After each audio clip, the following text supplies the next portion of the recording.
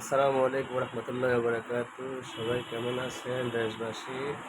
আশা করি সবাই ভালো আছেন। আলহামদুলিল্লাহ আমি ভালো আছি। আসলে কিছু কথা বলার জন্য আসছি। এই ছাত্র নাগরিক যারা বলতেছে আর কি, এই হাসান আবদুল্লাহ, সাজিদ সালাম, তারপরে ওই সজীব ভুঁইয়া, ঠিক আছে নি, এরা ভাই বাচ্চা ফোলাবে, এরা রাজনীতি কি বুঝে? 8 মাসের রাজনীতি শিখে তো সম্ভব? অসম্ভব কথা এটা, 8 মাসের রাজনীতি শিখে। তোমাদেরকে রাজনীতি আরও শিখতে হবে ভাই। তোমরা অনেকগুলো যে করছো এই 8 মাসে, তোমরা এত গাড়ি বাড়ি কীভাবে সম্ভব ভাই? 1000 কোটি টাকা ব্যবসা মানুষ ইনভেস্ট করে তো মনে করো না, মানুষে এত টাকা মালিক হইতে পারে না, এরকম পয়সালা হইতে পারে না।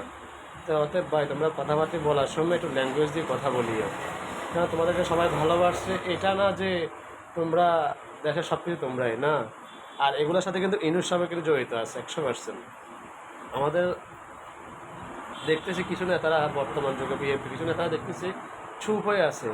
জমাত এত ডাইল, এটা তো মরে গেছে মনে হয় এরকম। এরা কোনো কথাবার্তা বলবে না, কেন বলবে না জানেন? এরা এদের সাথে লেজও আছে। ওই যে আগে যে বলছিল ইউনিয়ন নির্বাচন, আর না হলে এখন এই যে city corporation, Dhaka city corporation নির্বাচনটা নিয়ে ইশরাক হোসেন উনি অনেক থেকেই, এটা বলার মতো না। এই বয়সে সে কয়টা তাকে জেল কাটছে, কত ফিডা খাইলো সে এই বয়সে। হাসান আবদুল্লাহ থেকে তার বয়সটা বেশি হবে। তাহলে অতএব বিএমপি কখনো কারোর টাকা দিয়ে রাজি করা লাগে না। আলহামদুলিল্লাহ বিএমপি যে কর্মী আছে, যদি মনে করেন না 1 টাকা করে দেয়, তো মিনিমাম আমার একটা তাকের আর কি, যে বিএমপিতে আপনি 15 কোটি না হলে 13 কোটি মানুষ মাস্টে আছে। তাহলে 1 টাকা করে দিলে 13 কোটি টাকা এমনি হয়ে যায়। বিএনপি রাজনীতি করতে আমলিক থেকে টাকা দেওয়া লাগে না। আর আমরা কখনো খুনি হাসিনাদেরকে সাপোর্ট করি নাই, করবো না। ওরা ভোট সোর্স ছিল, আমরা সেজন্য ওদেরকে তাড়াইছি। আর তোমরা ভাই 36 দিন আন্দোলন করে কি সব কিছু তোমার সমাধান? তোমরা কি সমাধান তোমরা একা করছো? এই দেশের জনগণ সবাই, আমরা সহ বিএনপির অনেক, মনে কর না আমাদের তো মনে কর সিল মারা নাই। এটা সত্য কথা, আমাদের তো কোনো সিল মারা নাই যে আমরা এমপি ছিলাম, মন্ত্রী ছিলাম, এই ধরনের তো কিছু আমাদের ছিল না। তাহলে আমরাও তো সেখানে আন্দোলন করছি, তোমরা আমাদের কথা তো বলো না একবারও। তোমরা তোমাদের কথাই বলো, তোমরাই ফয়সালা হওয়ার জন্য অপেক্ষা করতেছো।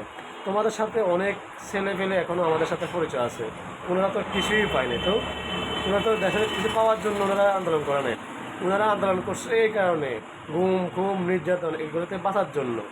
ঠিক আছে, এখন তোমরা যেগুলো বলতেছো ভাই, আশা করে তোমরা আজকের পর থেকে ল্যাঙ্গুয়েজটা ঠিক করে কথা বলিও।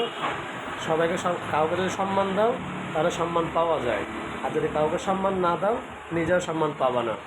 অতএব এগুলো না করে, তালবাহানা না করে, ইসলাম হোসেনকে যেহেতু আদালতের এখতিয়ার, তোমাদের এটা ব্যাপারে মাথা ঘামার কোনো দরকার নেই। তোমাদের এটা আদালত বুঝবে কাকে দিবে না দিবে। তাহলে আদালত যদি মনে করে না, তাহলে আদালতকে অজ্ঞ হয়ে গেছে গা। এখন তো